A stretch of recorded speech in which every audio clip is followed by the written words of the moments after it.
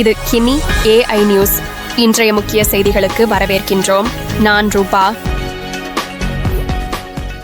2025 மே 26 காசாவில் பேரழிவு. ஒரு சிறுமியின் கண்ணீரும் ஒரு தேசத்தின் வலியும்.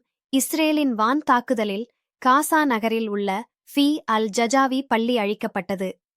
அந்த பள்ளி பல குடியிருப்பாளர்களுக்கான தற்காலிக தங்குமிடமாக இருந்தது.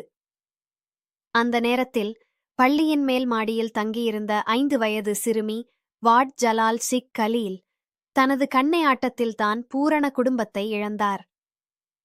இதையடுத்து மீட்கப்பட்ட 30 உடல்களில் வாடின் 2 சகோதரர்கள், 3 சகோதரிகள் மற்றும் தாயும் அடங்கினர்.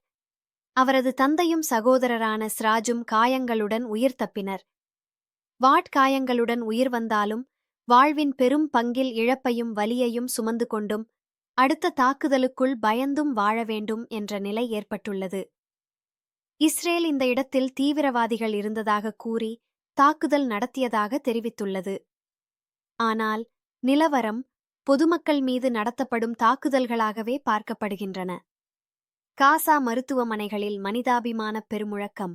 காசாவின் நாசா மருத்துவமனையில் பணியாற்றும் டாக்டர் விக்டோரியா ரோஸ் கூறுவதாவது: தற்கொலை வெடிகள், ரக்கெட்கள், விமானத் தாக்குதல்களால் ஏற்படும் தீக்காயங்கள், உறுப்புகள் துண்டாகும் நிலைமை, இவையெல்லாம் ஓயாது எங்கள் மருத்துவ மேசையில் வந்து கொண்டிருக்கின்றன.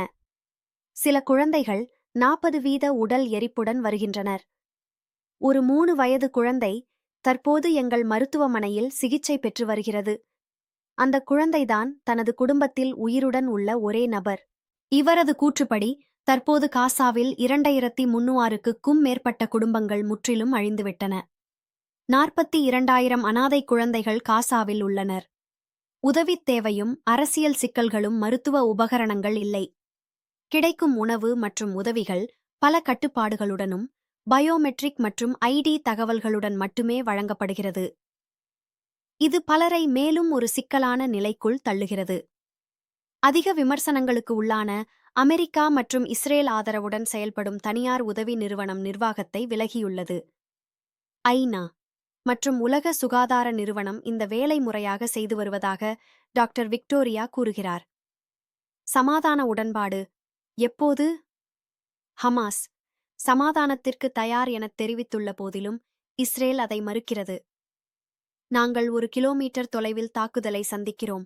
இப்போதைய நிலைக்கு உடன்பாடு இல்லை என்றால் எங்கள் மருத்துவமனையும் மரணமடையும் என்று மருத்துவர்கள் வேதனையுடன் கூறுகிறார்கள். ஒரு சிறுமியின் கதையின் பின்னணியில் ஆயிரக்கணக்கானோரின் வாழ்க்கை எரிகிறது. ஒவ்வொரு நாளும் ஒரு பெரும் அழிவாக மாறுகிறது. உலகம் விழிக்குமா? அல்லது இன்னும் எத்தனை குழந்தைகள் இறக்க வேண்டும்? எத்தனை குழந்தைகள் அனாதையாக மாற வேண்டும்? இதுதான் இன்றைய முக்கிய உலகச் செய்திகள். இந்த செய்தி அறிக்கை இத்துடன் நிறைவு பெற்றது. நன்றி. உங்கள் செய்தி வாசிப்பாளர் ரூபா.